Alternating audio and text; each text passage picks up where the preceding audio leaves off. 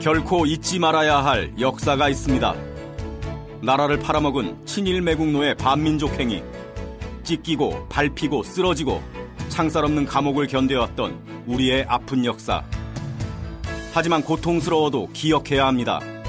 다시는 빼앗기지 않기 위해 기록해야 합니다. 민족문제연구소가 식민지 역사박물관을 만듭니다. 반성의 역사관, 진실의 역사관, 식민지 역사박물관 건립에 시민 여러분의 힘을 보태주십시오.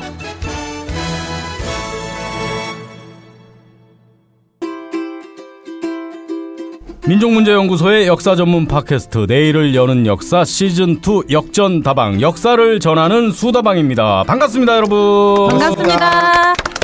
네, 조 작가님 반갑습니다. 네, 조 작가 조한성입니다. 방 팀장님 반갑습니다. 네, 방은입니다. 반갑습니다. 네, 잘 지내셨습니까, 누나? 네. 자, 오늘도 역전다방 달려가겠습니다. 자, 36년의 일제 식민치하 투쟁 끝에 드디어 해방을 목전에 두고 있습니다. 네. 그리고 민족의 독립과 해방을 위한 우리 독립운동 세력들은 최후의 결전을 준비하고 있습니다. 네.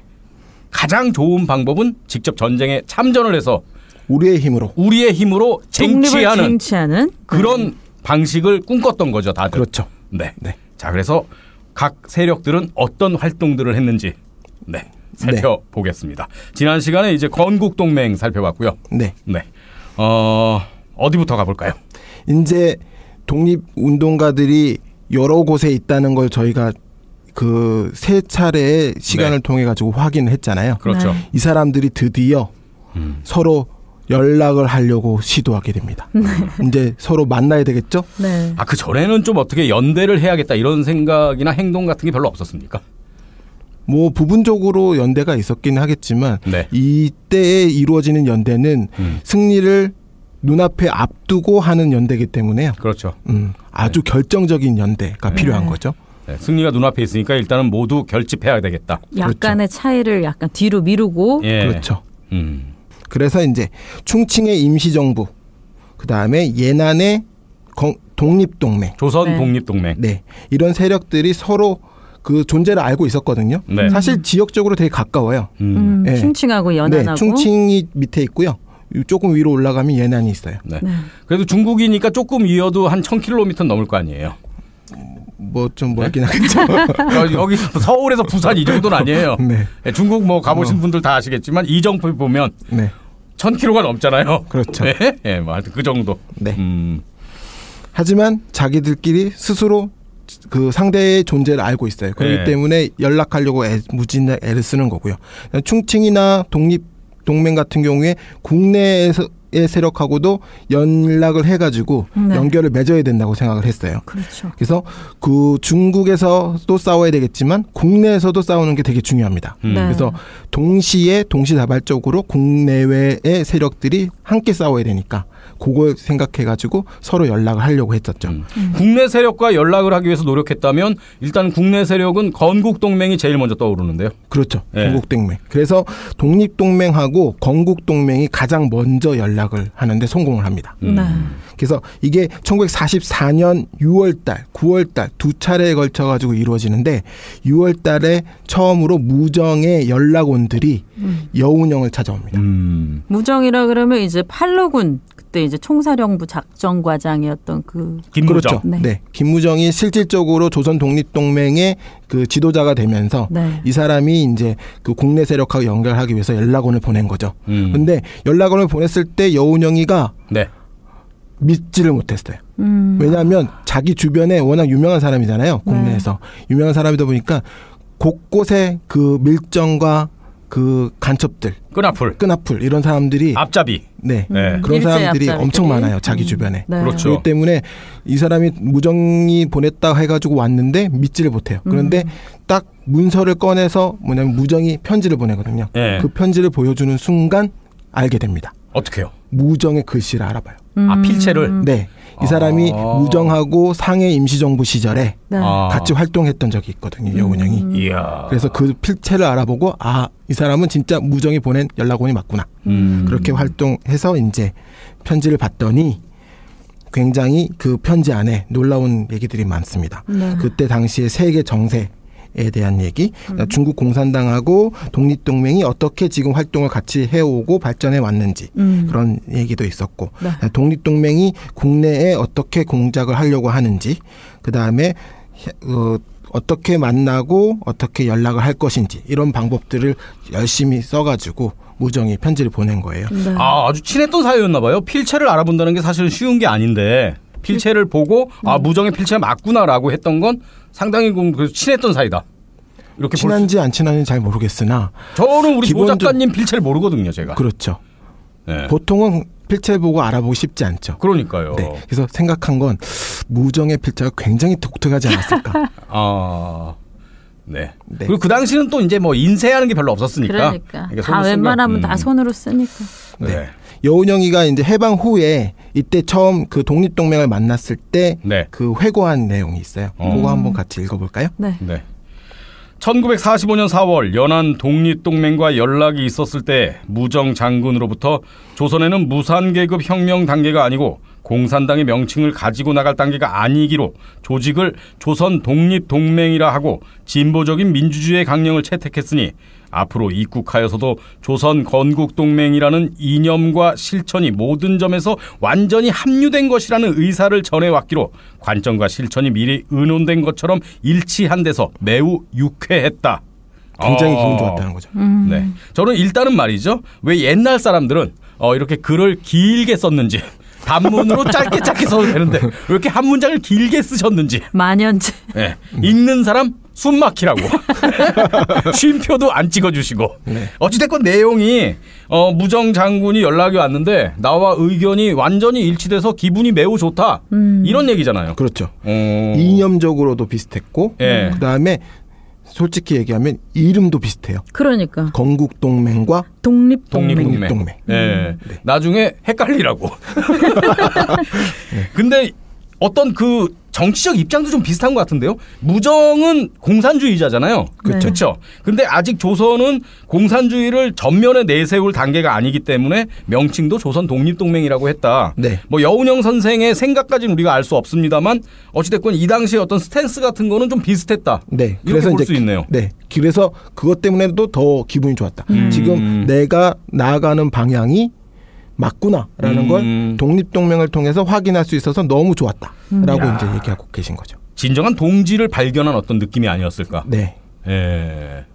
그래서 이제 1944년도 12월 달에 두 세력이 만납니다. 베이징에서. 그러니까 44년 6월에 처음으로 접촉을 했는데 6개월 만에 만났다 하면 이게 일사천리로 진행이 된 거네요? 네. 그렇죠? 베이징에서 대표자 회담을 했는데 이때 건국동맹 대표로 나간 사람이 이영선, 이상백이라고 하는 분이에요. 이영선은 굉장히 스포츠 스타예요. 아, 그래요? 네.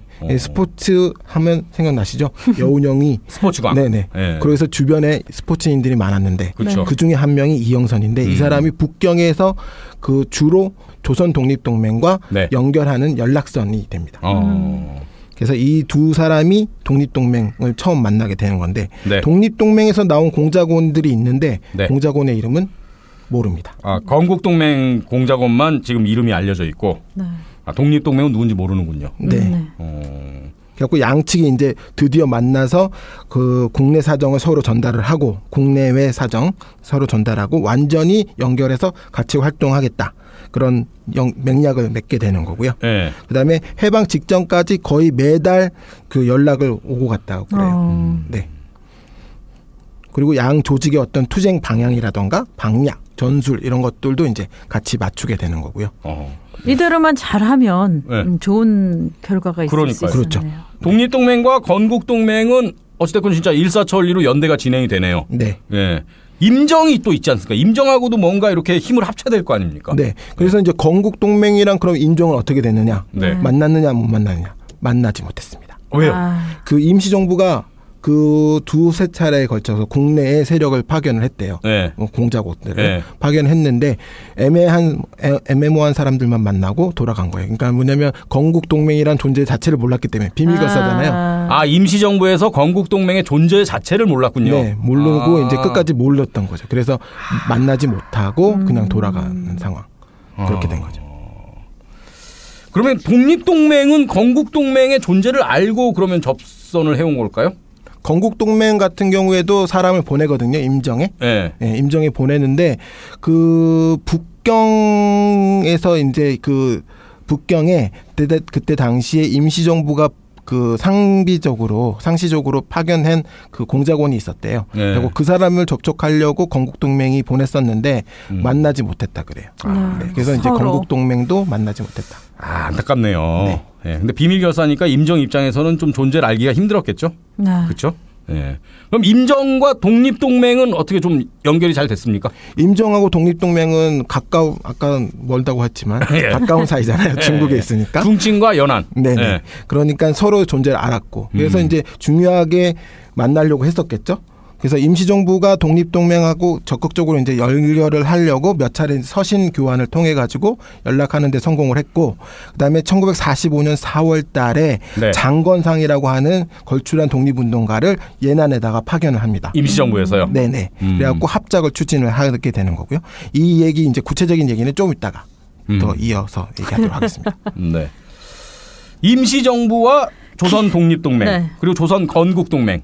그 외에 또 다른 세력도 있지 않습니까, 방 팀장님? 네, 동북 항일연군의 김일성. 네. 네. 지금은 이제 88. 아, 그런데 이제 네. 러시아로 소련으로 넘어간. 네, 소련 부대의 네네네. 부대원이 됐던 김일성하고도 그 서로의 존재를 워낙 유명하니까 김일성 네. 부대는 그래서 이제 연락을 하려고 임시정부도 그렇고 그다음에 김일성도 그 얘기를 하는데요. 김일성 같은 경우에 자기 회고록에 임시정부에 합작하자고 그 서한을 임시정부에 보냈으나 전달하는데 실패했다. 그렇게 주장을 하는 그런 주장이 있습니다. 그러면 임시정부의 백번 김구도 김일성에게 누군가를 보냈습니까?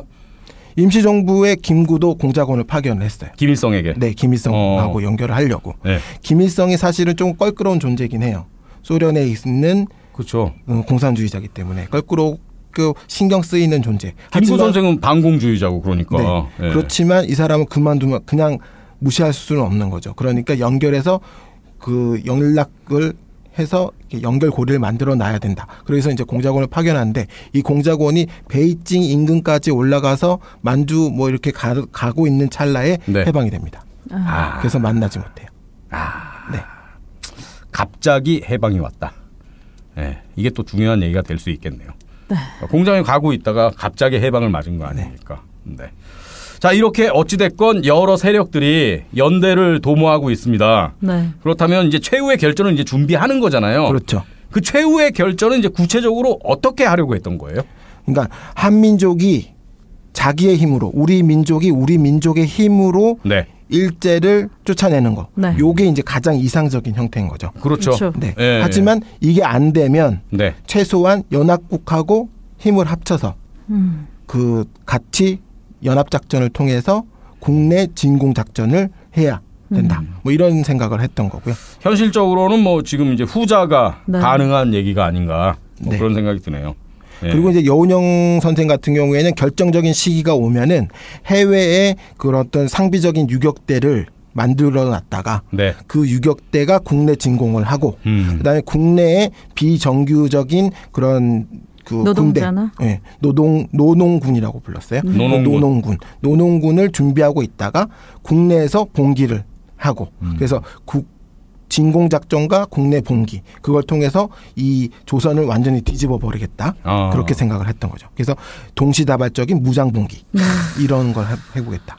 근데 이제 여운형이 이렇게 생각했던 거 요거는 사실 독립운동가들이라면 다 이 생각을 했었어요. 그러니까 국내만으로도 부족하고 국외 세력만으로도 부족하다. 그렇기 때문에 국내외 세력이 다 힘을 합쳐서 동시다발적으로 전쟁을 벌여야 된다. 독립전쟁을 벌여야 된다. 이 생각을 대부분 하고 있었거든요. 네. 그래서 이제 최대한 우리의 힘으로 독립을 이루어내야 된다. 이게 네. 이제 가장 큰 목표였던 거죠. 그러니까 국외 세력은 국내로 진공하고 국내에 있는 세력은 비정규 노농군이라고 표현했는데 뭐 이게 그러니까 어떤 뭐 게릴라 뭐 이런 걸까요? 뭐 민병대 뭐 이런 걸까요? 네네. 비정규적인 민병대를 생각하는 건데 이게 그 러시아 혁명 당시에 그 나타났던 적위대 뭐 그런 걸 상상했다고 아마 알려져 있습니다. 네. 그리고 이제 아까 그 얘기했었잖아요. 학병이나 징병이나 그런 징용을 거부했던 사람들이 산에 네. 막 올라가 있고 그랬었거든요. 네네. 그렇게 숨어있던 사람들을 조직하려고 했었잖아요. 건국동맹이. 이걸 노농군의 핵심으로 삼으려고 굉장히 이 조직을 열심히 조직하려고 노력을 했던 겁니다. 그러니까 밖에서 진공이 들어오고 안에서 봉기하면 이거야말로 진짜 최후의 결전이겠네요. 네. 정말로. 근데 노농군 같은 경우는 비정규 민병대니까 네. 그래도 뭔가 좀 전문적인 어떤 군사훈련을 받은 사람들이 조직하고 뭐 이렇게 지도하고 그래야 되는 거 아닌가요? 네, 그래서 이제 노농군을 편성할 때 그 선도할 그런 조직, 선도 조직을 상정을 했고요. 그다음에 여기에 이제 군사 지도자가 필요하다고 생각을 했고, 그다음에 무기도 없잖아요. 무기를 확보할 방안. 요것도 생각을 열심히 했고요. 그다음에 해외 군사 조직하고 이렇게 어떻게 만나서 연락해서 같이 싸울 것인가 그런 것도 막 준비를 하거든요. 그러면 선도할 조직이 어디 건국동맹이 직접 만든 건가요? 그러면? 그렇겠죠. 당연히 비밀 결사니까. 이제 건국동맹 같은 경우에 이제 전체로 큰 모양이 있는 거고요. 건국동맹이 이제 동원할 수 있는 세력들을 통해 가지고 그 세력들로 그 선도 단체를 만드는데, 이때 건국동맹이 추진한 거는 공산주의자 협의회라고 네. 그런 그 공산주의자들을 조직을 해서 그 사람들이 이제 하고 건국동맹하고 같이 이제 군사위원회라는 걸 만들겠다 이런 계획을 세웠어요. 그래서 그 군사위원회가 선도 조직이 되는 겁니다. 네. 그래서 이 사람들 중심으로 해가지고 노농군을 편성을 하는데, 뭐 이때 당시에 이제 지금 남아있는 기록에 의하면 황해도, 강원도에 책임자를 파견했다라는 얘기가 있고요.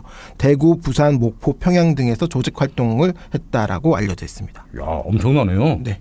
네? 네. 얼마나 조직했는지 모르지만 여하튼. 아까 그 구체적인 건 자료가 없고. 네. 예.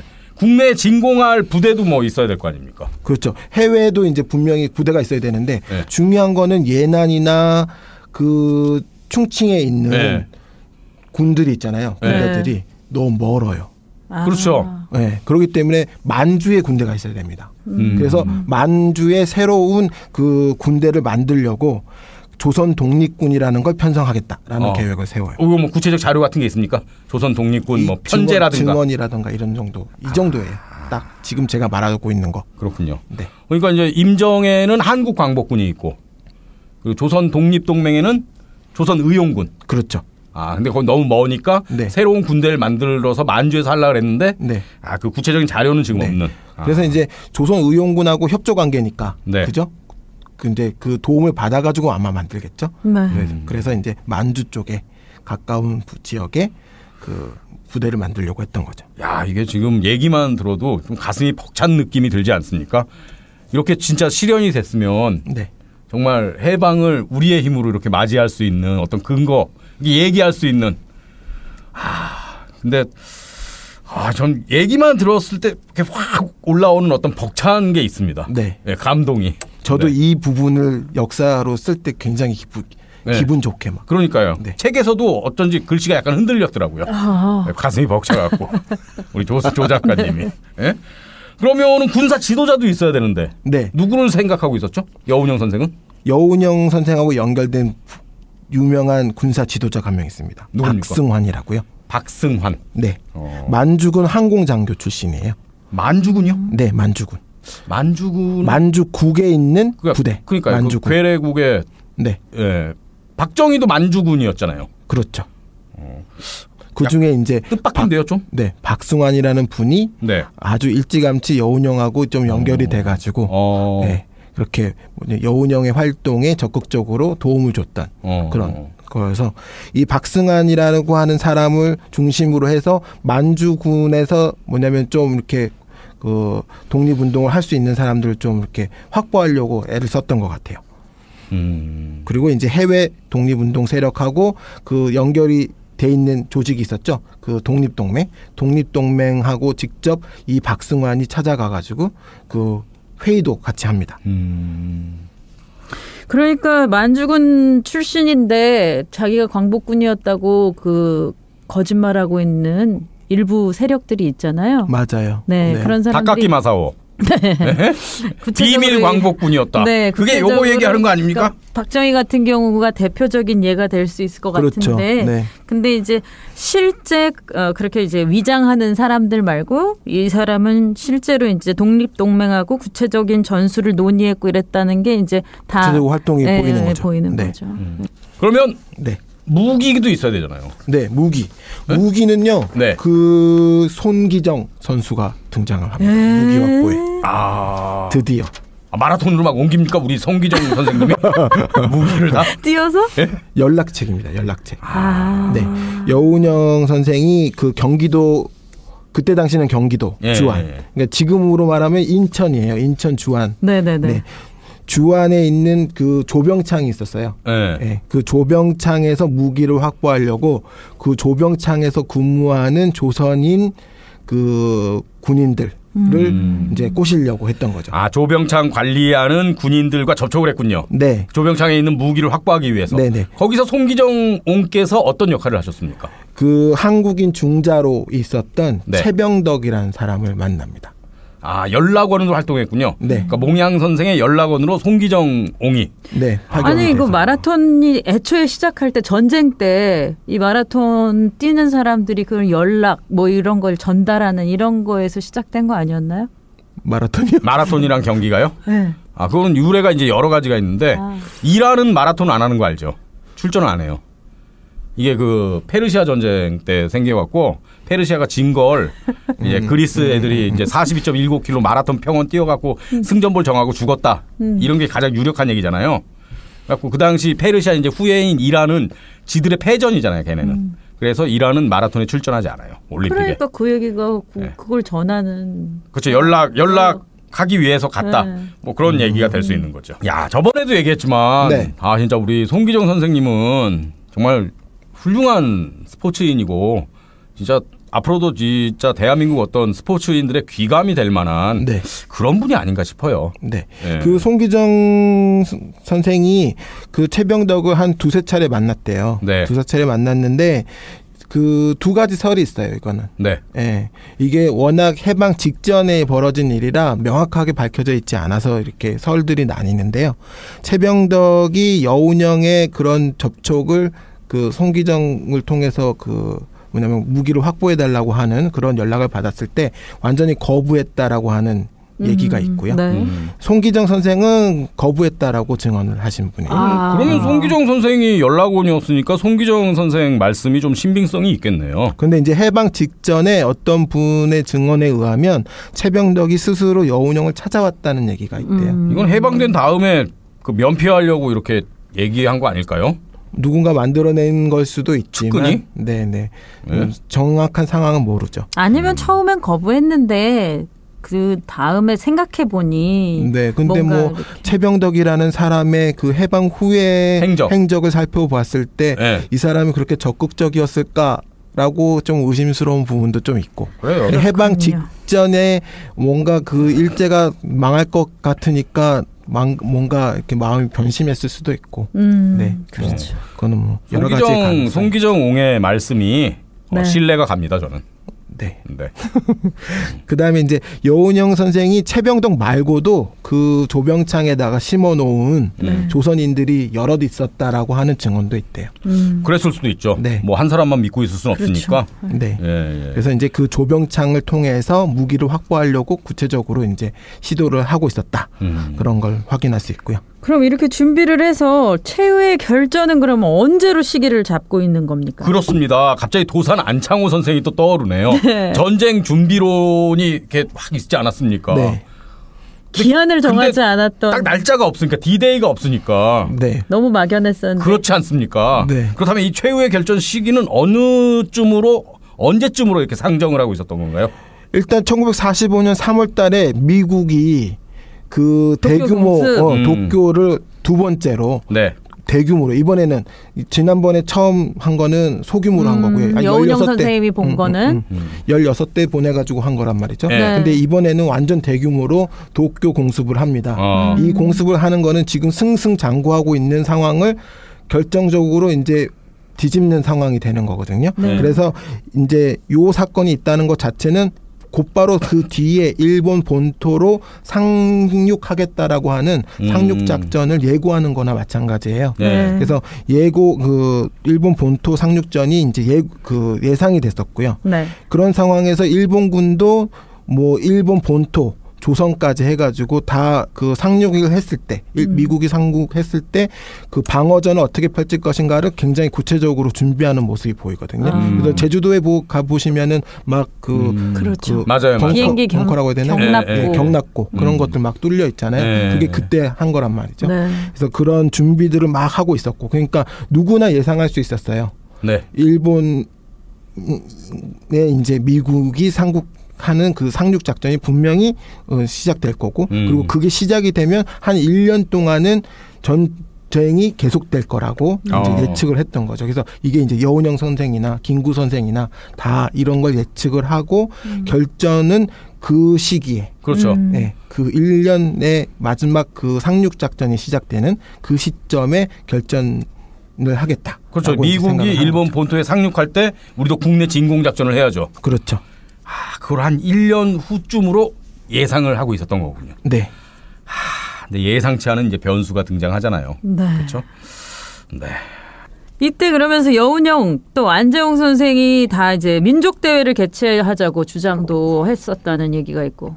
네, 민족 대회를 생각하는 사람들이 굉장히 여러 명이에요. 네. 근데 이제 특히 여운형하고 안재홍 선생이 민족 대회를 얘기하는데, 이때 당시에 말기로 갈수록 조선총독부의 직원들이 굉장히 불안하겠죠, 관료들이. 그렇죠. 그러니까 이제 그 자기의 안전을 도모하기 위해서, 자기들의 안전, 그 다음에 일본군이 안전하게 그 자기 본토로 지고 나면 그 다시 돌아가야 될 거 아니에요. 네. 그런 걸 준비하기 위해서 여운형 선생하고 안재홍 선생을 막 접촉을 합니다. 그래가지고 일본이 패망했을 때 자기들의 안전을 좀 보장해 줄 수 있는 사람, 그런 방법을 좀 연구를 하는 거죠. 네. 여운형 선생을 통해서. 우리 방 팀장님 좀 욕했어요. 네. 안전하게 철수할 수 있게 보장해 달랬더니 조용하게 지랄하네. 또 욱하셨네요. 또. 네. 네. 근데 이거는 이제 뭐 현실적인 어떤 부분이 될 수 있는 거니까, 그렇죠. 현실 정치의 한 부분이 될 수 있는 거니까, 얘네들이 이제 유력한 지도자로 예견되는 두 인물을 접촉한 거 아닙니까? 그렇죠. 그때 이 두 분은 어떤 얘기들을 했나요? 그게 이제 총독부에서 접촉이 왔을 때. 접촉이 오자마자 여운형하고 안재홍 선생은 뭐라고 얘기하냐면 민족 대회를 소집하겠다고 얘기를 해요. 이제 민족 대표들을 모아서 의견을 물어봐가지고 그 의견에 따라서 자주적으로 우리가 시국 수습을 하겠다. 수습을 우리가 주도적으로 하겠다. 네. 그다음에 학생과 사상범을 모두 석방해라. 그다음에 언론하고 행동의 자유를 주라. 그러니까 이제 비밀 결사로 건국 동맹은 있지만 합법적인 공간에서는 또 이런 식의 활동을 한 거죠. 그렇죠. 예. 그러면은 이 민족 대회가 개최가 된 건가요? 개최는 안 됐죠.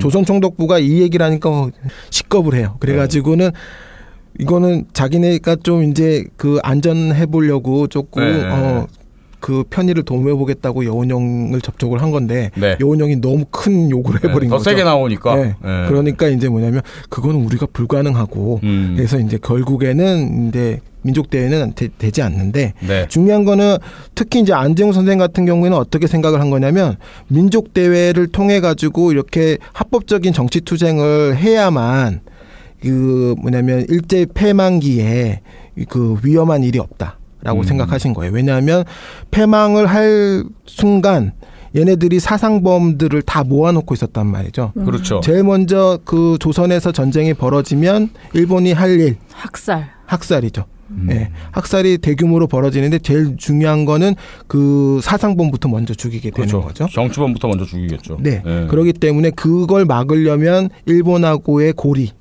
대화 고리가 연결이 돼 있어야 되기 때문에 합법적으로 해야 된다는 거고, 그 다음에 이제 민족 대회라는 걸 통해 가지고 그런 권리를 좀 확보하고 있어야 된다, 이렇게 생각했기 때문에 이런 주장을 하게 된 거거든요.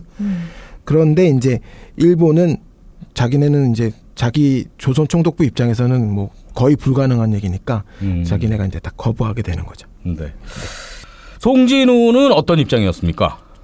네, 송진우는 아까도 지난 시간에 확인했듯이 그 행동하지 않고 그냥 그렇게 네. 하지 않겠다, 뭐 이런 모든 활동하지 않겠다, 이렇게 그런 주의였잖아요. 네.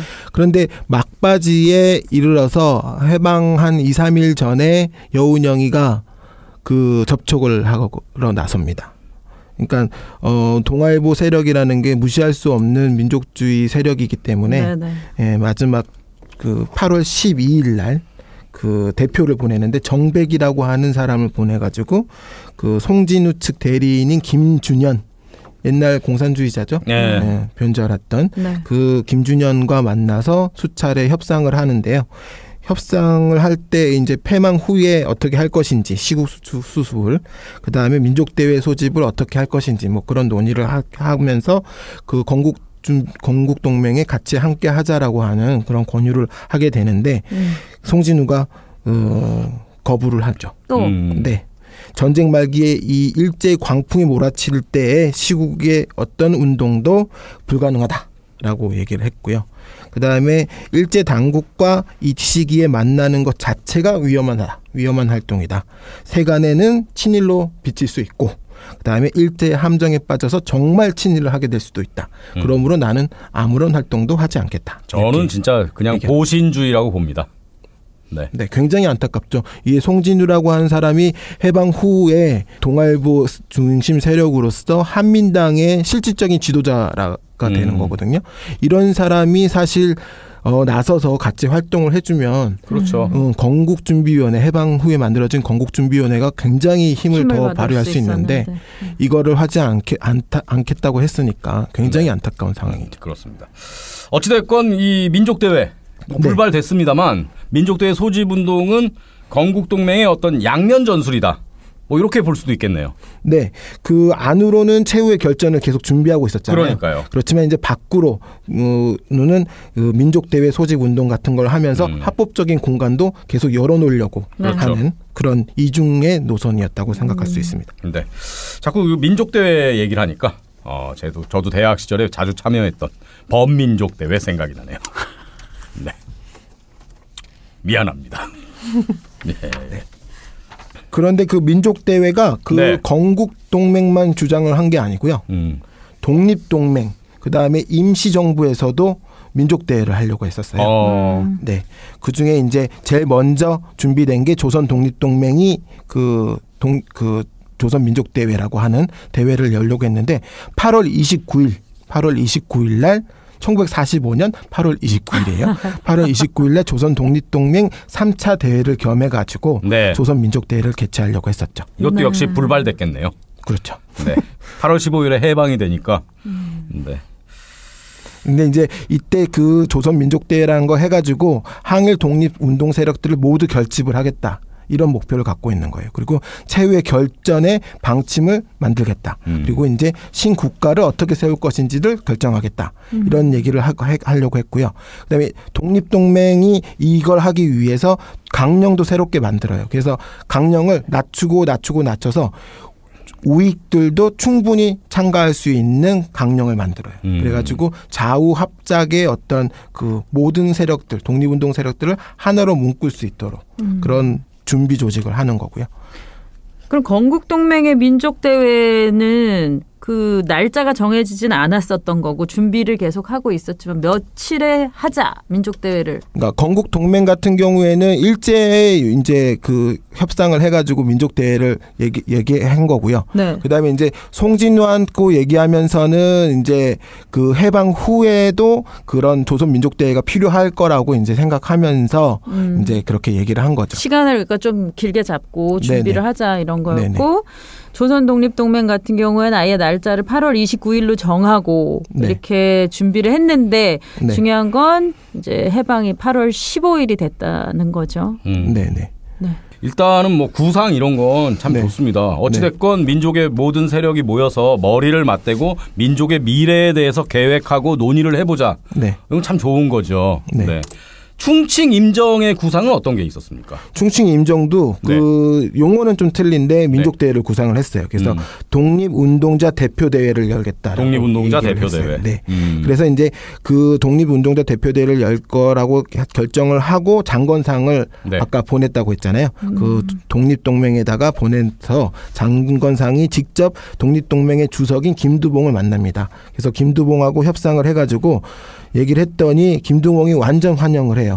우리도 그러면 바로 거기에 참여를 하겠다. 그래서 좌우 통일 전선을 결성을 하고 그다음에 내가 직접 김두봉이 직접 그 충칭으로 가겠다. 이런 약속까지 받아요.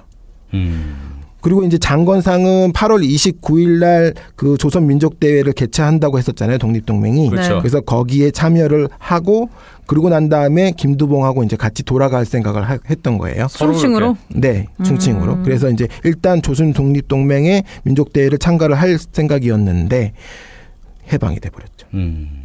그때 당시에 그 독립동맹에 아주 유명한 여성 장군이 있어요. 김명시라고. 네, 그 독립운동 아주 열심히 했던 분이고요.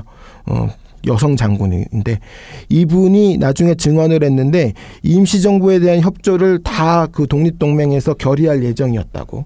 그 민족대회에서 그걸 결정을 다 하고 있었다고 증언을 했어요. 그러니까 만약에 이게 개최만 됐다고 한다면 굉장히 좋은 분위기로 그 두 세력이 완전히 힘을 합칠 수 있는 가능성이 있었던 거죠. 네. 해방 이후에 또 새로운 국면이 생겼겠죠. 네. 그렇죠. 네. 사실은 어떤 여러 정치 세력들이 있을 때 그걸 연대하거나 통일하는 게 그렇게 쉬운 과정만은 아니잖아요. 네. 예. 기본적으로 저는 이제 어떤 생각을 갖고 있냐면 최후의 결전이라고 하는 게 정말 있었으면 얼마나 좋았을까 뭐 이런 생각을 하거든요. 그 결전을 하려고 지금 힘을 모으고 있는 단계잖아요. 이게 정말 힘을 모으게 되고 그리고 그 힘을 모아서 결전을 하게 되면 전쟁을 하는 과정에서 그 세력들 간에 우위가 막 결정이 날 거예요. 그러니까 전쟁을 잘하는 사람들이 위로 올라설 거고요. 그다음에 뭐냐면 잘 못 싸우는 사람들은 밑으로 내려가게 될 거고요. 그다음에 그런 과정에서 이제 정말 그 통일이 이루어지는 거죠. 그 두 세력, 뭐 여러 세력들이 다 통일을 이루게 될 거고. 그렇게 되고 난 다음에 해방이 이루어지면 굉장히 자연스럽게 뭐냐면 그 건국을 하는데 나라를 세우는 데에도 굉장히 그 준비가 잘 이루어지게 될 거라는 거죠. 그런데 그게 이루어지지 않았기 때문에 굉장히 안타까운 거죠. 각각의 세력들이 따로따로 활동하다가 이제 해방이 되는 순간에 그렇죠.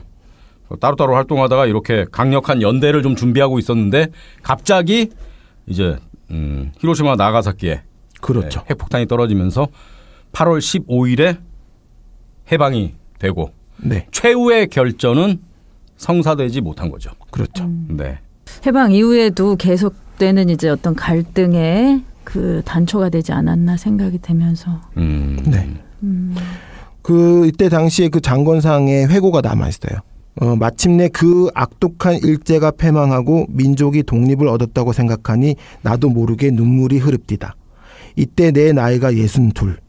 불초 하나만 항일운동에 뛰어들기 위해 망명길에 올랐던 때로부터 만 37년이 지나서였습니다. 그것은 임정과 조선 독립동맹의 통일전선을 채 보지 못하고 해방을 맞이한 데서 오는 것이었습니다. 이 통일전선이 이룩되고 나서 그 통일전선의 토대가 굳어졌을 때 해방이 왔더라면 얼마나 더 좋았었을까 하는 안타까운 생각이 잠시 들었습니다. 네. 그러니까 독립운동가들 입장에서 보면 이게 해방이란 건 굉장히 기쁜 일이에요. 그렇지만 얼마나 꿈꿨던. 네네, 맞아요. 그렇지만 이 최후의 결전, 자기들이 준비하고 있던 그 결전을 통해서 해방이 이루어졌다면 또 얼마나 더 좋았을까. 그렇죠. 이런 안타까운 마음이 들었다는 거죠. 그렇죠. 근데 중요한 거는 이때 당시에 독립운동가들이 이렇게 열심히 싸웠는데 그 싸움이 결실을 스스로 이루지 못하고 그 해방이 돼버리니까 이 합의했던 것들이 다 그냥 사라져 버려요. 네, 사라져 버리고 다시 그냥 원점으로. 네, 원점으로 돌아가고요. 이 독립운동가들이 다 각계각파가 그 조선으로 들어가게 되는 거고요. 그리고 조선에 있던 세력들도 마찬가지로 다 각계각파로 나눠져 있는 세력들이 있게 되는 거고. 그러니까 각자의 목소리를 세게 낼 수밖에 없는. 네. 그리고 이제 그 새로운 나라를 세우기 위해서 여러 세력으로 분립된 채 해방을 막게 되는 거죠. 그래서 이 여러 개로 나눠진 세력들이 또 열심히 그 나라를 세우기 위해서 또 싸울 수밖에 없는 그런 상황이 벌어지는 거죠. 그래서 굉장히 안타깝게도 이 상황이 그렇게 돼버렸죠. 그러니까 최후의 결전을 준비하고 있었는데 8월 15일에 핵폭탄으로 해방이 되고, 그래서 이제 뭐 좀 많이 쓰는 표현으로 뭐 해방은 도둑처럼 왔다, 뭐 이렇게 얘기하는 거 아니겠습니까? 네, 그렇게 얘기하는 건데요. 중요한 거는 그 말 자체에 그 굉장히 문제가 있어요. 그러니까 조선을 해방하는데 우리 조선 사람들은 전혀 활동하지 않았다라고 하는, 노력하지 않은 것처럼 주어진, 외부로부터 주어졌다라고 하는 표현이 그 표현이거든요. 근데 사실은 그 조선이 독립되는 데에는 이 36년 동안 이 조선인들이 엄청나게 열심히 쉬지 않고 싸웠던 그게 있었던 거고요. 이 싸움을 통해서 그 1945년 8월 15일 날 해방이 되는 순간 그 연합국들이 바로 그 순간에 조선은 독립을 시킬 거라고 다들 인정을 하고 있었단 말이죠. 이것은 뭐냐면 그 36년 동안 그렇게 열심히 싸웠기 때문에 그 싸움을 알고 있는 그 외국 세력들도 그걸 다 인정하고 독립을 기정사실화했다는 거거든요. 네.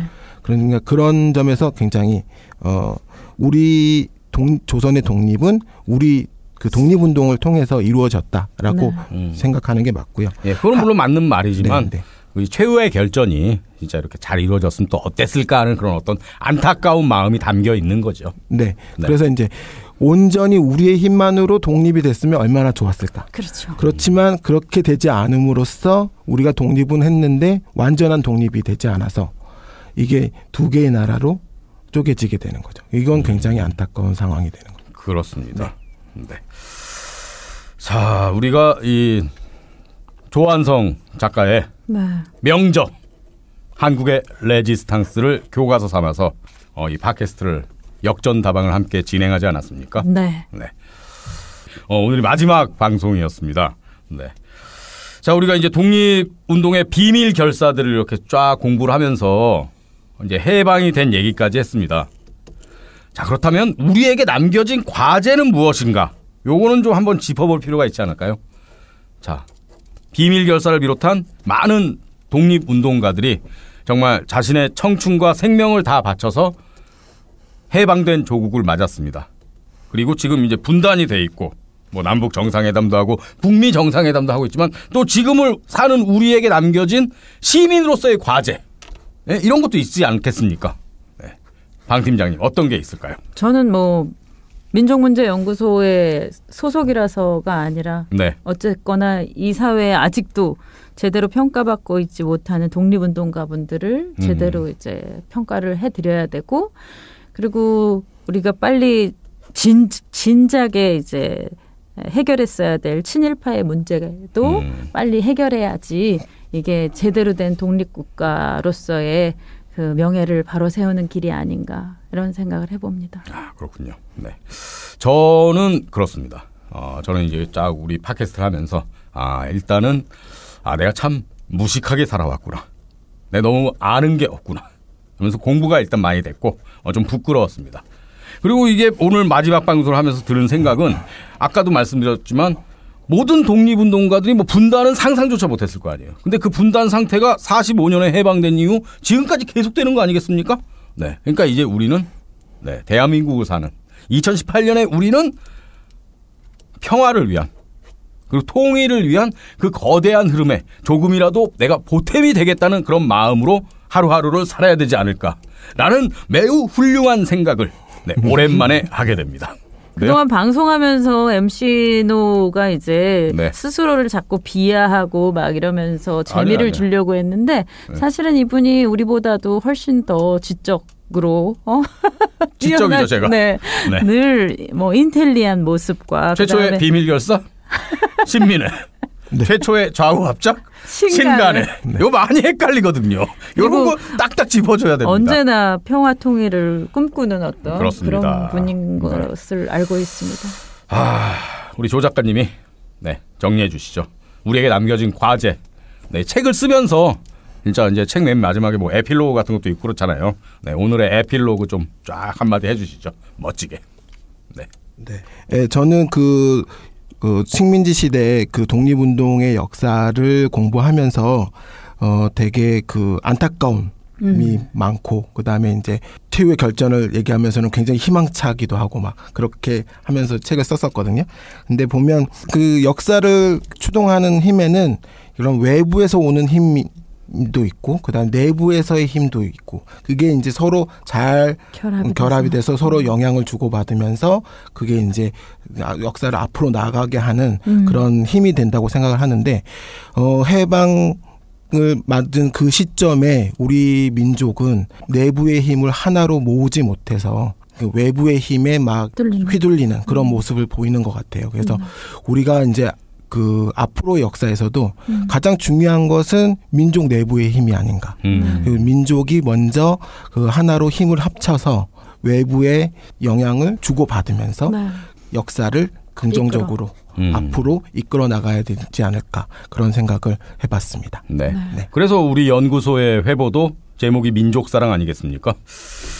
자, 오늘 우리 역전다방 마지막 방송이라고 말씀드렸는데 좀 아쉬워하시는 분들도 많으실 것 같고 네 그런데 또 좀 저희 팟캐스트 휴식기를 갖고 네 시즌 3로 또 다시 돌아오겠습니다. 그때 뭐 또 방 팀장님 우리 조 작가님 뭐 또 같이 함께 할 수도 있는 거고요. 네. 시즌 2는 우리 조완성 작가님의 명저 생각 정원에서 나온 한국의 레지스탕스로 함께했습니다. 네, 이 책을 우리 청취자 여러분께 일독을 권합니다. 네.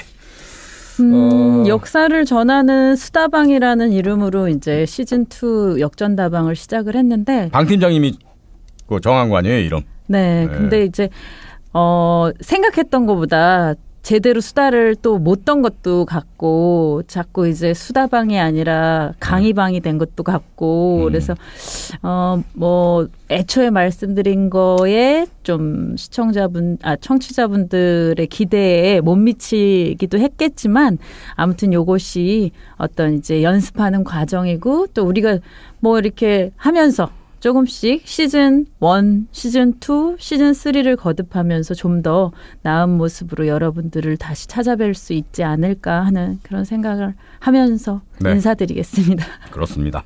자, 8월 29일 식민지 역사박물관 개관입니다. 많은 관심과 애정 보여주시고요. 특히나 우리 방 팀장님 고생 많으셨고 또 우리 조 작가님도 진짜 제일 얘기 많이 하셨잖아요. 네. 왜냐면 제일 아는 게 많으니까. 네. 저자, 조 작가니까. 네. 고생하셨어요, 정말로. 네, 맞습니다.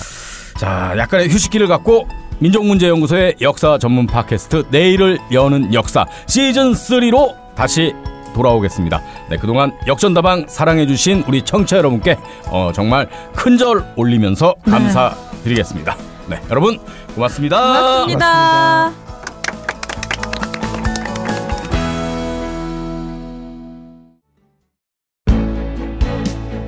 연구와 실천 두 바퀴로 달려온 26년 시민의 힘으로 친일인명사전을 만들었듯이 촛불 시민 정신으로 역사 적폐를 청산하겠습니다. 인권, 평화, 미래를 생각하는 역사행동 민족문제연구소의 회원이 되어주세요.